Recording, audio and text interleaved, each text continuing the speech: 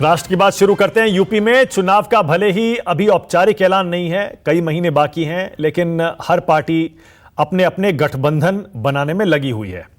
हर दल छोटे दलों को लुभा रहा है। सुहेलदेव भारतीय समाज पार्टी के ओम प्रकाश राजभर अब अचानक समाजवादी पार्टी के अखिलेश यादव के साथ चले गए हैं।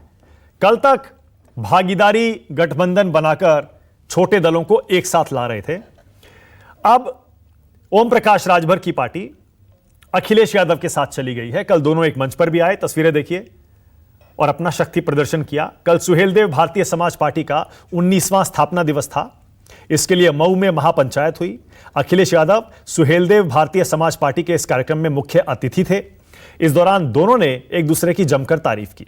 राजभर ने मंच से ऐलान किया अगली बार अखिलेश को सीएम बनाएंगे। अखिलेश यादव ने भी दावा कर दिया राजभर के साथ आ जाने से अब उनकी सरकार जरूर बनेगी। जरा पहले इन दोनों को सुनिए।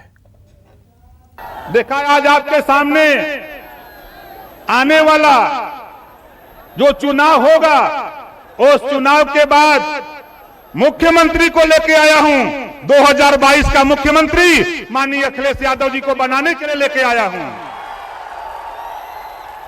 आप बतावा हमार देखा बात साफ साफ सुना।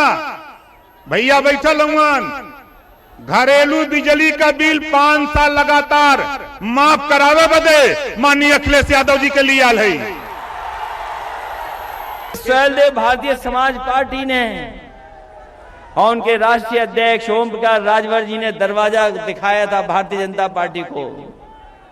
वो जो दरवाजे से भारतीय जनता पार्टी ने सत्ता पाई है, उस दरवाजे को आप बंद कर देना।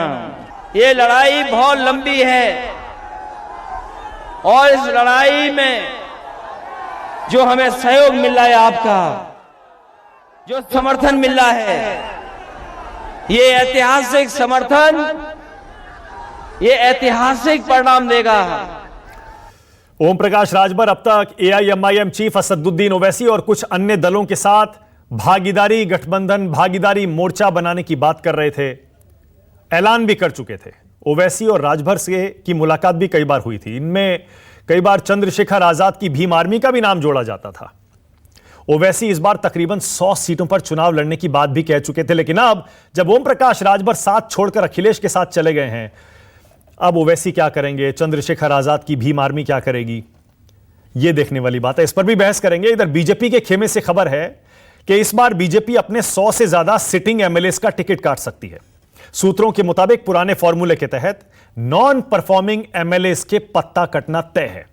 जिनका संगठन से तालमेल नहीं है और जिन विधायकों का फीडबैक ठीक नहीं है, उनकी सूची तैयार की जा रही है। बताया जा रहा है संगठन अपने इंटरनल सर्वे के रिपोर्ट के आधार पर सिटिंग विधायकों और मंत्रियों तक का टिकट काट सकता है। अमित शाह के साथ मीटिंग में नॉन परफॉर्मिंग विधायकों पर चर्चा होगी। सूत्रों की माने तो संगठन ने अपनी इंटरनल सर्वे में पाया है करीब 100 एमएलए ऐसे हैं जिनसे जनता बेहद नाराज है। लिहाजा माना जा रहा है इस बार इन 100 का यानी तकरीबन 1/3 विधायकों का टिकट कटेगा। अमित शाह कल लखनऊ पहुंच रहे हैं। इस बार उनका दौरा अहम है। इस बार वो फिर से एक बार मेगा सदस्यता अभियान यूपी में चलाने जा रहे हैं। यूपी में 4 करोड़ सदस्य बनाने का लक्ष्य है। अमित शाह और यूपी का कनेक्शन आप जानते ही हैं, पुराना है। बीजेपी को जो अपार सफलता उत्तर प्रदेश में मिली है, उसके पीछे अमित शाह का ही पूरा दिमाग, पूरा मॉडल माना जाता है। अब इस बार अमित शाह क्या करेंगे, इस पर भी बहस करेंगे राष्ट्र की बात में। जल्दी से बता दें आज का हमारा सवाल, बड़ा सीधा सवाल है। राष्ट्र की बात में आज हम सवाल यह पूछ रहे हैं, क्या अखिलेश ने तोड़ दिया ओवैसी का गठबंधन? अब ओवैसी क्या करेंगे? और दूसरा, क्या इस बार बीजेपी 100 विधायकों का टिकट काटने वाली है? मेरे साथ आज असदुद्दीन ओवैसी की पार्टी एआईएमआईएम से वारिस पठान राष्ट्र की बात में जुड़ गए हैं। बीजेपी से मेरे साथ अनिला सिंह हैं। समाजवादी पार्टी से सुनील साजन आपकी टीवी स्क्रीन पे आ रहे हैं। अरुण राजभर हैं जो कि ओम प्रकाश राजभर के बेटे हैं और सुहेलदेव भारतीय समाज पार्टी के प्रवक्ता भी हैं। और मेरे साथ चंद्रशेखर आजाद भी जुड़ गए हैं भीम आर्मी के। आप सभी का स्वागत। चंद्रशेखर, मैं आपसे शुरू कर रहा हूं। आप भी भागीदारी मोर्चा में बार बार शामिल होने वाले हैं, बताया जाता था। अब तो आप अकेले रह गए ऐसा लग रहा है चंद्रशेखर आजाद, क्योंकि ओम प्रकाश राजभर तो चले गए अखिलेश के साथ, बाकी छोटे दल चले गए बीजेपी के साथ या समाजवादी पार्टी के साथ। अब भीम आर्मी क्या करेगी? चंद्रशेखर।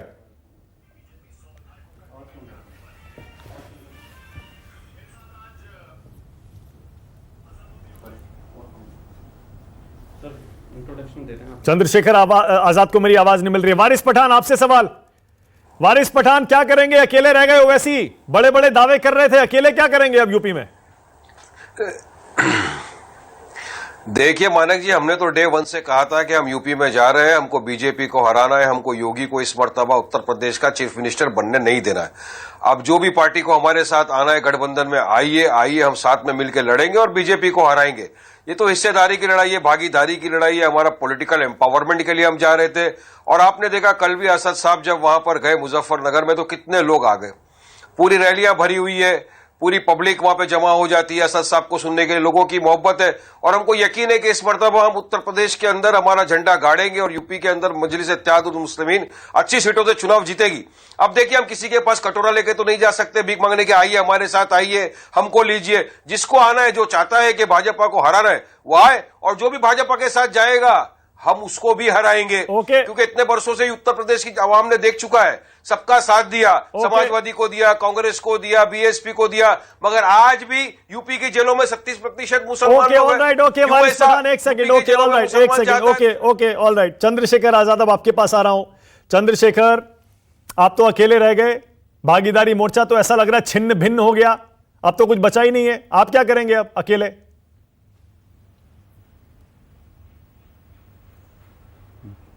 किसने कह दिया अकेला रह गया हूं? मैं तो अपने संगठन के भरोसे चुनाव में उतरा हूं, और मैं तो कभी उस गठबंधन का हिस्सा था ही नहीं। क्या आपके पास मेरा कोई ऑफिशियल स्टेटमेंट है? लास्ट टाइम हम लोग जब बात की तब भी मैं उसका हिस्सा नहीं था। पॉलिटिकल बात जो है, जब कुछ किसी पार्टी के लीडर्स मिलते हैं, राष्ट्रीय अध्यक्ष मिलते हैं, तो होती है। और कोई किसी को जिता हरा नहीं सकता, जनता जिताएगी, जनता हराएगी। तो हम तो जनता के भरोसे हैं, हम तो अपने मूवमेंट को, अपने आंदोलन को, अपने संगठन को धार दे रहे हैं। तो मुझे लगता है कि हम तो जनता के भरोसे हैं और जनता के सहारे उत्तर प्रदेश में अपनी ताकत को बनाने का काम करें। ठीक है, लेकिन ओम प्रकाश राजभर जब ये कहते हैं कि मैं 2022 के सीएम को लेकर आया हूं अखिलेश के बारे में, उससे क्या सियासी हवा का रुख नहीं पता चलता है? बीजेपी ने अपना गठबंधन बना लिया, समाजवादी पार्टी ने अपना गठबंधन बना लिया, ओम प्रकाश राजभर ने अपना गठबंधन तोड़ के अखिलेश का दामन थाम लिया। इसका मतलब सियासी हवा राजभर के हिसाब से अखिलेश के पक्ष में बह रही है। ठीक है, और ये राजभर जी ने और बाकी सब लोगों ने तय कर दिया, तो फिर अब वो चुनाव की तो जरूरत ही नहीं है। अब तो डिक्लेयर कर देना चाहिए कि भाई सीएम बन गए। तो उत्तर प्रदेश के 20-22 करोड़ लोग तो बेवकूफ हैं।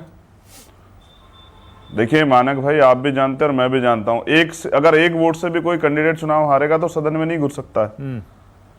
और उत्तर प्रदेश की महान जनता सारे नेताओं को देखती आई है, तो वो फैसले लेगी। अभी जैसे मैं आपको सुन रहा था, अभी आप कह रहे थे कि बीजेपी 100 विधायकों के टिकट काट रही है, तो जनता काटेगी। आप लड़ा के देख लो, जनता में जो गुस्सा है, विरोध है, और विपक्ष का काम होता है जनता को तैयार करना। जनता तो विचार, जनता के पास कोई विकल्प नहीं है। जनता चुनेगी और फिर उसके बाद 5 साल इंतजार करेगी, फिर 5 साल बाद चुनेगी। नहीं, लेकिन आपको इतना भरोसा क्यों है कि आप अकेले कुछ कर लेंगे इस चुनाव में? मैं यही तो कह रहा हूं, छोटे छोटे दल सारे बड़े बड़े दलों के साथ गठबंधन कर रहे हैं। आप कह रहे हैं कि हम अपनी पार्टी के सहारे हैं। आपने ये पहला चुनाव आप लड़ोगे इस बार, तो आपकी पार्टी को क्यों चुनेगी यूपी की जनता, जब बड़े बड़े दिग्गज मैदान में है? बीजेपी और छोटे दल हैं, अखिलेश यादव के साथ और दल हैं, बीएसपी है, कांग्रेस है। तो मैं ये पूछ रहा हूं कि क्या इस वजह से मैं चुनाव ना लड़ूं कि बड़े बड़े दल हैं, बड़े बड़े वृक्ष हैं, तो कोई नया पौधा नहीं उगेगा? क्या मैं अपने लोगों के हक की बात ना करूं? और इन बड़े बड़े दरख्तों के होते तो हमारे लोगों पे अत्याचार होते हैं, और नौजवान बेरोजगार किसके उसमें? इस विपक्ष का क्या फायदा? 69,000 शिक्षक भर्ती में आज तक न्याय नहीं मिला। कहां है विपक्ष? विपक्ष को सिर्फ चुनाव लड़ना। और आप ये कह रहे हैं क्या इस वजह से? मैं तो भारत की राजनीति को जानता हूं, एक सीट वाला एक विधायक जो बना था निर्दलीय, वो मुख्यमंत्री बना है। नहीं बनाओ तो आप बता दीजिए। सही कह रहे हैं आप। मैं अपनी तकदीर के फैसले भाग्य और भगवान के भरोसे छोड़ के नहीं बैठा हूं। मैं तो मेहनत करूंगा और जनता को तैयार करूंगा, और मेरा काम है तैयार करना। बिल्कुल ठीक है, तो मैं अपना काम कर रहा हूं और मैं दरख्तों की इससे नहीं डरता हूं सर। इन बड़े बड़े दलों से नहीं डरता हूं, यही तो नकारे हैं जनता ने। आप बताएं ना क्यों नकारे हैं? हाँ, भाई सबकी सरकारें रही हैं, जितने भी दल हैं हाँ, नकारे हैं ना, तभी तो हमारे जैसे लोग आके खड़े हुए हैं। हाँ। और यहाँ तो इतिहास है ना, बहुत सारे ऐसे लोग हैं जिन्होंने अपनी मेहनत के बलबूते काम अपना हासिल किया, अपने रास्ते खोले। तो क्या आप अब ये मुझे कह रहे हैं आप लगता है अकेले अगर ये लड़ेंगे? लोग इतने मेरा अच्छे होते सवाल तो आज पूछने का हमारे मकसद लोगों यही को था। इतना पड़ता। क्या आप कह रहे हैं कि आप अकेले लड़ेंगे या आप भी किसी बड़े दल के साथ गठबंधन में जा सकते हैं? क्योंकि अब राजभर जी ने भी अपना रास्ता चुन लिया, उनको भी लगता है बड़े दल के नहीं, साथ आप जाना मुझे- बेहतर है, अकेले कुछ नहीं कर पाएंगे, इसीलिए उन्होंने ओवैसी का ये भागीदारी गठबंधन छोड़ दिया, भागीदारी मोर्चा। नहीं, आप मुझे मानक भाई, आप मुझे सवाल नहीं पूछ रहे, आप मुझे आईना दिखा रहे हैं और आप मुझे नजरअंदाज कर रहे हैं ये बता के कि नौजवान उत्तर प्रदेश के युवा कुछ नहीं कर सकते हैं। और आप मुझे ये भी बता रहे हैं कि नए दल सियासत में ना आए, पुराने लोगों के भरोसे रहे। नहीं, बिल्कुल जो राजनीति करते आ रहे हैं, चुनाव से पहले खूब एक दूसरे को उल्टी सी बातें कहते हैं, आरोप लगाते हैं। हाँ। और चुनाव के बाद एक ही प्लेट में या एक ही कमरे में बैठ के खाना खा लेते हैं। हाँ। देखिए, बुरा मत मानिए, मैं अपना काम कर रहा हूँ। हाँ। और मैं आपको ये भी बता दूं, अगर मुझे प्रायोरिटी पे किससे गठबंधन की बात करनी होगी ना, वैसे तो हमारी पार्टी का संगठन तय करेगा, तो मैं सबसे पहले बहुजन समाज पार्टी से बात करूंगा कि हमारा गठबंधन हो।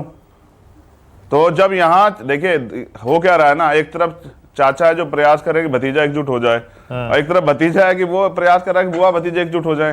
तो मेरा प्रयास तो है कि मैं तो चाहता हूं कि बहन जी प्राइम मिनिस्टर बने। तो मेरा तो पहला प्रयास ये है कि अगर गठबंधन की बात है तो बहुजन समाज पार्टी से हो। जिस दल में हमने इतने दिन काम किया, भाई बुआ जब चाचा भतीजे एक हो सकते तो क्या बुआ भतीजे नहीं हो सकते हैं? और रही बात उसकी, तो बाकी मैं अपनी मेहनत के भरोसे में, अपने संगठन के भरोसे में, भीम आर्मी का एक एक कार्यकर्ता काम करता है उसके भरोसे हूँ, आजाद समाज पार्टी का एक एक कार्यकर्ता काम करता है उनके भरोसे हूँ, और भरोसे हूँ युवाओं के, महिलाओं के, मजदूरों के, किसानों के, नौजवानों के, कि हमें अपनी लड़ाई को आगे बढ़ाना है। सिर्फ चुनाव लड़ना विपक्ष नहीं होता है। राजनीतिक दल बनाने का मतलब ये नहीं कि चुनाव लड़े, ठीक है, ये तो सब कर रहे हैं। हम तो आप समझे, जो विधायक काम नहीं करेगा उसके क्षेत्र में उसकी जनता कहां जाएगी? हम तो लोगों को तैयार कर रहे हैं, ठीक है, दलित, पिछड़े, माइनॉरिटी के लोगों के लिए उनके अंदर राजनीतिक चेतना जागरूक कर रहे हैं कि वो अपने अधिकारों की लड़ाई लड़े और भरोसे ना बैठे किसी के। ये सरकारें आती जाती रहती है, हमेशा झूठ बोलते हैं। मेरा एक सवाल है आपसे, मानक भाई, जो सरकारें तमाम वादा करती हैं, हम ये करेंगे, हम वो करेंगे, नौकरी देंगे, रोजगार देंगे, लोन माफ कर देंगे, ये करेंगे, क्या चुनाव के बाद उनके लिए उन पे कोई दबाव है कि वो अपने वादे पूरे करें? क्या जनता किसके पास जाए? चुनाव के बाद तो सब जीरो हो जाता है। ना करे कौन पूछेगा? क्या जवाबदेही है राजनीतिक दलों की? तो जिनका चरित्र ही नहीं राजनीतिक दलों का, उनके लिए मैं क्यों बात करूं? मैं तो अपने लिए बात करूंगा, ठीक है, कि मैं जो कहूंगा उसको करके दिखाऊंगा, ठीक है। बहुत बढ़िया, विचारधारा जुड़ा व्यक्ति हूँ। राजनीतिक दल से अगर गठबंधन होगा, काशीराम साहब कहते थे कि भाई मैं किसी दूसरे की हैसियत बना के अपनी क्यों खत्म करूं? मैं तो अपनी हैसियत के साथ जाऊंगा, अपने अधिकारों के साथ जाऊंगा, अपने मुद्दों के साथ जाऊंगा, और जाऊंगा जब तो आपको बता के जाऊंगा भाई। ठीक है, बहुत बढ़िया। चंद्रशेखर आजाद, इतनी बेबाकी से, इतनी ईमानदारी से दिल की बात, राष्ट्र की बात में कहने के लिए आपका शुक्रिया। मुझे पता है आपको आगे कार्यक्रम में जाना है, थैंक यू सो मच, आपने टाइम निकाला। चंद्रशेखर आजाद भी कह रहे हैं अगर गठबंधन करना होगा मायावती की बीएसपी से करेंगे, क्योंकि हम उस पार्टी में रह भी चुके हैं। अरुण राजभर, अब मुझे बताइए, आपने अचानक आखिरी मौके पर ओवैसी को धोखा क्यों दे दिया? उनको क्यों आपने आखिरी मोमेंट बिल्कुल पलटी मार ली और भागीदारी मोर्चा छोड़ के चले गए अखिलेश के साथ? देखिए मानक जी, जो आप बार बार कह रहे हैं कि भागीदारी संकल्प मोर्चा को हमने छोड़ दिया, सब भाग गए, ये हो गए, सच्चाई आपको पसंद नहीं आती है। भागीदारी संकल्प मोर्चा में शामिल सुहेल देव भारतीय समाज पार्टी का कल कार्यक्रम, अब इसको आप नहीं समझेंगे तो हम समझा नहीं सकते आपको कि आप क्या समझ रहे हैं और क्या कहना चाह रहे हैं। मुझे समझाइए, मैं समझना चाहता हूं। मैं यूपी की जनता के तरफ से आपसे सवाल पूछ रहा हूं, क्या ये भागीदारी संकल्प मोर्चा में आपने अखिलेश को शामिल कर लिया क्या, या ये सच्चाई है क्या? बिल्कुल। अब आप सुनिए कि कल का जो कार्यक्रम था वो भागीदारी संकल्प मोर्चा में शामिल सुहेल देव भारतीय समाज पार्टी के 19वें स्थापना दिवस के अवसर पर वंचित, पिछड़ा, दलित, अल्पसंख्यक महापंचायत, अब उस महापंचायत में भागीदारी संकल्प मोर्चा के घटक दल भी शामिल हुए थे। चाहे वो प्रेमचंद प्रजापति हो, बाबूराम पाल हो, अनिल सिंह चौहान हो, सतीश हो और प्रेमचंद कश्यप हो, ये हमारे मोर्चे के जो सहयोगी दल हैं वो भी उस मंच पर शामिल थे। और सुहेल देव भारतीय समाज पार्टी अकेले वहां नहीं थे, वहां भागीदारी संकल्प मोर्चा भी पूरी मुस्तैदी से मौजूद थी। लेकिन उत्तर प्रदेश में जिस तरीके का जनादेश अब जनता दे रही है, यह स्पष्ट हो गया है कि पिछड़ों को धोखा देने वाली भारतीय जनता पार्टी पिछड़ों का आरक्षण खत्म करने वाली भारतीय जनता पार्टी को अब उत्तर प्रदेश की जनता खारिज करने जा रही है। अब वो सुहेल देव भारतीय समाज पार्टी, भागीदारी संकल्प मोर्चा और समाजवादी पार्टी गठबंधन को वो 2022 में सरकार सौंपने जा रही है। अच्छा, मतलब ओके, ऑलराइट, एक सेकंड अरुण, एक सेकंड, वन सेकंड, एक चीज और, मतलब आप ये कह रहे हैं भागीदारी मोर्चा और अखिलेश यादव की पार्टी के बीच ये गठबंधन हुआ है, यानी ओवैसी की पार्टी अभी भी भागीदारी मोर्चा में है, उनको धोखा नहीं दिया आपने? देखिए, ये भागीदारी संकल्प मोर्चा के संयोजक माननीय ओम प्रकाश राजभर जी हैं और घटक दलों ने यह जिम्मेदारी माननीय ओम प्रकाश राजभर जी को दिया है कि आप जिससे भी अलायंस कर रहे हैं आप उनसे बात करके आप अपना कार्यक्रम चलाइए। अब हम अपना कार्यक्रम चला रहे हैं, भागीदारी संकल्प मोर्चा में प्रेमचंद प्रजापति अपना कार्यक्रम चला रहे हैं, अनिल सिंह चौहान अपना कार्यक्रम चला रहे हैं। आपको कार्यक्रम 15 तारीख को दिखेगा प्रेमचंद प्रजापति जी का, आपको 17 तारीख को सुहेल देव भारतीय समाज पार्टी कार्यक्रम कुशीनगर में दिखेगा, 14 तारीख को आपको बस्ती में कार्यक्रम दिखेगा, 27 नवंबर को आपको ओके, ना एक सेकंड, ना ओके, मैं समझ गया, नहीं आप अभी भी गोल गोल बात कर रहे हैं। वारिस पठान एक जवाब और, उसके बाद मैं सुनील साजन और अनिला सिंह के पास जा रहा हूं। वारिस पठान, आपको समझ में आ रहा है ये ओम प्रकाश राजभर ने क्या किया है? अभी आपने सुना, आपको समझ में आ रहा है? मुझे तो नहीं आ रहा है। अखिलेश यादव और ओम प्रकाश राजभर अगर एक साथ आ गए हैं तो इसमें ओवैसी कहां खड़े हैं इस गठबंधन में? देखिए, अभी भी आप सुने, अभी आपने राजभर साहब के बेटे की बात सुनी, उन्होंने क्या कहा। अभी इसीलिए मैं कह रहा हूं कि मानक जी, अब वक्त बहुत है इलेक्शन के लिए, थोड़ा वक्त इंतजार करिए, क्या होता है क्या नहीं होता है, कौन किसके साथ जाता है कौन किसके साथ आता है, ये पार्टी के जो हमारे प्रेसिडेंट है वो सबके सामने डिक्लेयर करेंगे। अभी उन्होंने कह दिया कि नहीं हम किसी के साथ नहीं है, ऐसा भी नहीं है। हमारा मकसद, हमारा मंशा एक ही कि हमको यूपी में चुनाव लड़ना है। क्योंकि आज आप देखिए ना, मानक यादव का उनका नेता है, दलितों का अपना एक नेता है, जाटों का अपना एक नेता है। आप यूपी के अंदर किसको पूछ लीजिए, मुसलमानों आपका कोई नेता है क्या, तो बोलेगा नहीं है नेता। तो क्यों ऐसा चल रहा है? क्यों इतने बरस से किसी का कोई, क्या ऐसा मुसलमान में कोई ऐसा है नहीं कि डेप्यूटी सीएम बन सके या नेता बन सके? तो नहीं, ये बात नहीं है ऐसी। वहां पे है लोग, हम जा रहे हैं वहां पे लोगों का पॉलिटिकल एम्पावरमेंट। मैं समझ गया, उनके हक की बात समझ गया। सुनील साजन, मैं समझ गया जा रहे हैं मानक जी, जो इतने सालों से उनको हक नहीं मिला। सुनील, अखिलेश यादव और ओम प्रकाश राजभर का गठबंधन हुआ है, पूरी तरह से क्या ओवैसी के साथ भी गठबंधन हुआ है क्या आपका, या आपका ओवैसी के साथ कोई लेना देना नहीं है? सीधे सीधे बता दीजिए। देखिए मानक जी, मैं पहले तो ये कहूंगा कि जो भी पॉलिटिकल पार्टियां हैं, छोटी बड़ी, लोकतंत्र में सबका सम्मान है, सबके अपने एजेंडे हैं, सब अपने अलग अलग आइडियोलॉजी पर काम कर रहे हैं। कोई पूंजीपतियों की बात करता है। मैं एक बात साफ कर दूं, मैंने चंद्रशेखर जी को भी सुना, वारिस पठान जी को भी सुना, अरुण राजभर जी को भी सुना, अन्ना जी को भी हम सुनी लेंगे, क्या बोलेंगे, उनको झूठी बोलना है, उनकी मजबूरी है, वो ऐसी पार्टी से हैं। उत्तर प्रदेश में दो लोगों के बीच चुनाव होने जा रहा है, एक तरफ भारतीय जनता पार्टी का गठबंधन, दूसरी तरफ समाजवादी पार्टी का गठबंधन। इन्हीं के बीच चुनाव है। लोकतंत्र में चुनाव तो सभी लड़ेंगे, लेकिन चुनाव इन्हीं के बीच है। एक तरफ वो लोग हैं जो महंगाई से परेशान हैं, वो समाजवादी पार्टी के गठबंधन के साथ हैं। वो लोग जो अपनी खेती नहीं बचा पा रहा है किसान, डीजल पेट्रोल गैस के दाम महंगे हो गए, जानवर उसकी फसल चढ़ जा रहा है, कीटनाशक दवा महंगी हो गई, यूरिया डीएपी महंगी हो गई, वो किसान समाजवादी पार्टी के साथ है। वो बेरोजगार नौजवान जिसको धोखा दिया भारतीय जनता पार्टी ने, वो भाजपा के खिलाफ है। वो पिछड़े दलित जिनका आरक्षण भी छीना, अपमान भी किया, वो समाजवादी पार्टी की तरफ है। और माननीय अखिलेश जी लगातार इस बात को, मुझे लगता है 2 सालों से कह रहे हैं कि हम छोटे दलों को, जो डॉक्टर भीमराव अम्बेडकर जी के संविधान में, डॉक्टर लोहिया जी की विचारधारा पर भरोसा रखते हैं, काम करते हैं, गरीब की आवाज उठाते हैं, हम उनको एक प्लेटफॉर्म पर लाएंगे। जयंत चौधरी जी हमारे गठबंधन में पहले से हैं, राजभर जी हमारे गठबंधन में आ गए, और अभी चुनाव थोड़ा ही आ गया। अभी तो जो और दल हैं, जो सांप्रदायिकता के खिलाफ हैं, जो नफरत फैलाने वालों के खिलाफ हैं, जो जुमले बोलने वालों के खिलाफ हैं, जो उनके खिलाफ है, जिन्होंने कहा था स्मार्ट सिटी बना देंगे, बुलेट ट्रेन ले आएंगे, गड्ढा मुक्त कर देंगे, रोजगार दे देंगे, जो उनके खिलाफ होगा और उनका एजेंट नहीं होगा, उस पर समाजवादी पार्टी के राष्ट्रीय अध्यक्ष जी विचार करेंगे।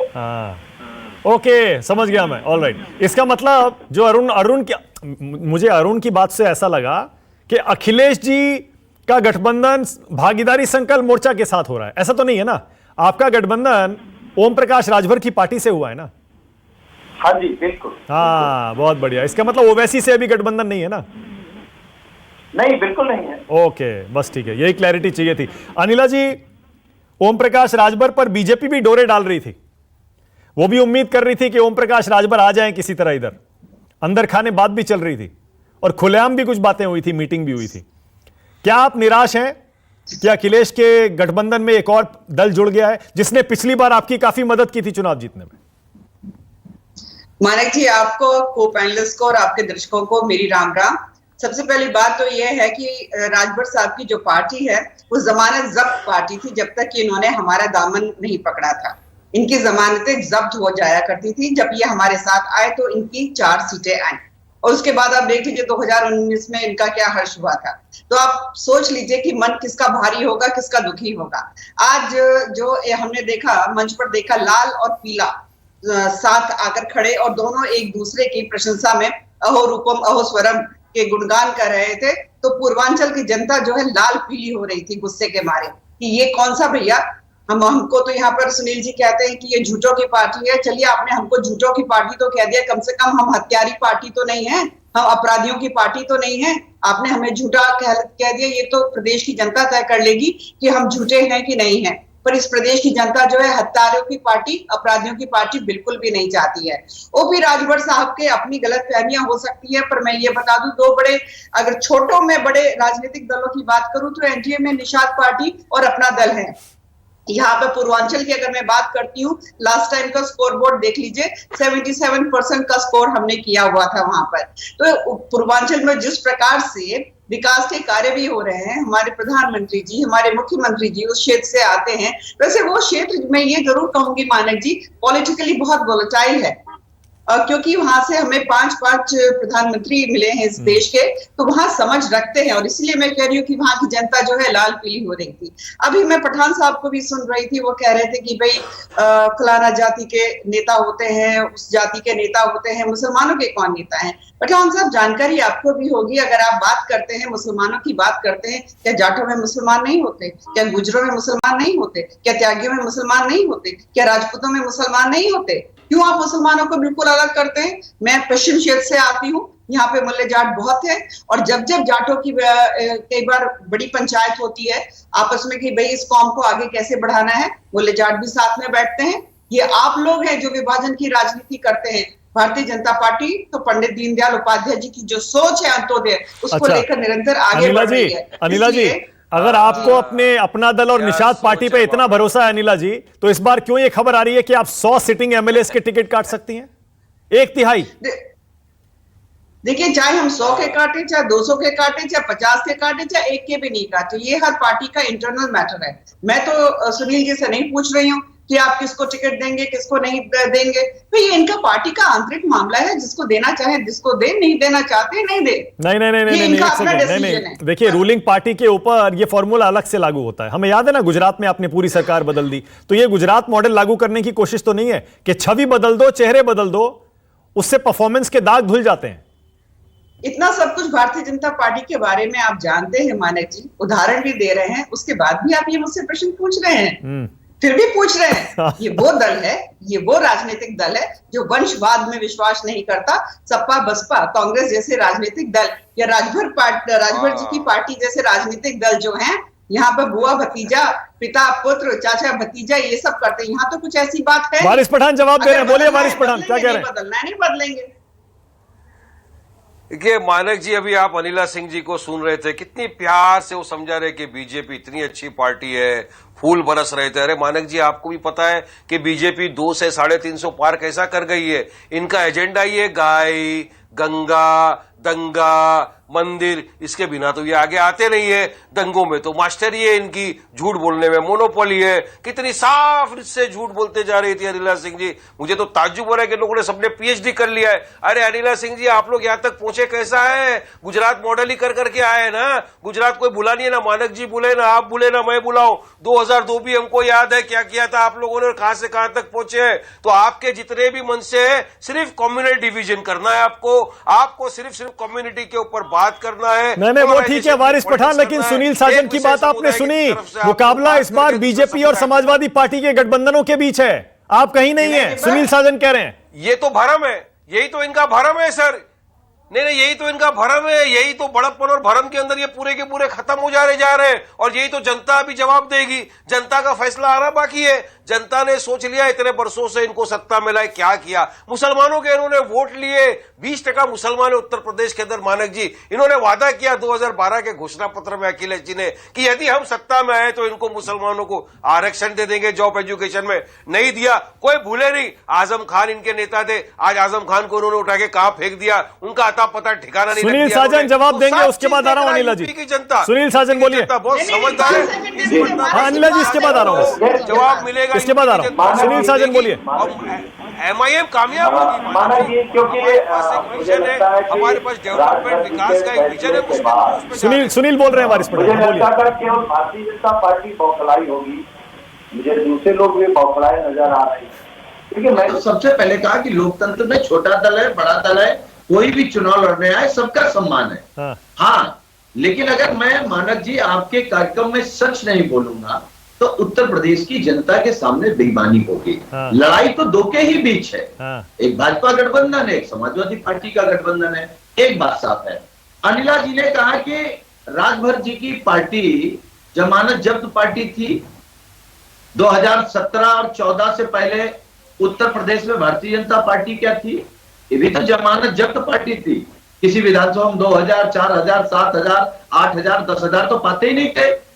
तो देखिए, किसी को भी ये कहना कि ये जमानत जब्त पार्टी है, इन्हें कोई नहीं पूछता। हमने तो नहीं कहा कि आपको कोई नहीं पूछ रहा। हम तो ये स्वीकार कर रहे हैं कि 2017 में आपने पिछड़ों को, दलितों को, वंचितों को, गरीबों को, बेरोजगारों को, बहन बेटियों को, किसानों को बड़े बड़े सपने। सुनील मेरे पास बहुत कम टाइम बचा है, 1 सेकंड सुनील, मेरे पास कम टाइम बचा है, 1 सेकंड बस 1 second Anil, 1 second Sunil, 1 second, मेरे पास कम टाइम है। अरुण 10 सेकंड। अरुण, अनिला जी कह रही हैं आपकी तो जमानत जब्त पार्टी है, क्या कर लेंगे अखिलेश के साथ जाके? अरुण, 2022 के लिए जनता ने मन बना लिया है भारतीय जनता पार्टी की जमानत जब्त कराने के लिए, जिसका उदाहरण अभी आपको कल मिला है पूर्वांचल की धरती से। मऊ ने जनादेश साबित कर दिया है कि भारतीय जनता पार्टी अब उत्तर प्रदेश में सफाया। ओके अनिला जी, क्लोजिंग कमेंट। अनिला जी क्लोजिंग कमेंट। अनिला जी छोटा सा कमेंट। देखिए ऐसा कि खुशीनगर में अभी अभी एयरपोर्ट का भी उद्घाटन हुआ है और पता नहीं कितनी, और आपने देखा मेडिकल कॉलेजेस का भी जिस प्रकार से वहां विकास हो रहा है, वो मैं क्या अपने शब्दों में बयान करूं, जनता खुद दिखा देगी। पर जाते जाते एक बात जरूर कहना चाहूंगी मानिक जी, पठान साहब ने अभी बहुत दर्द अपने जुबान से यहाँ पर दिखाया। देखिए वाकई में ये दर्द है, क्योंकि इनके जो नेता है वो कहते हैं ना, अपने लिए कहते हैं कि रजिया घिर गई गुंडों से, और आज राजभर जी की पार्टी ने दिखा दिया वो भी एक गुंडे थे, रजिया को छोड़ के चले गए। तो इनका दर्द जो है ना बिल्कुल ठीक है। मेरे पास टाइम खत्म हो गया है।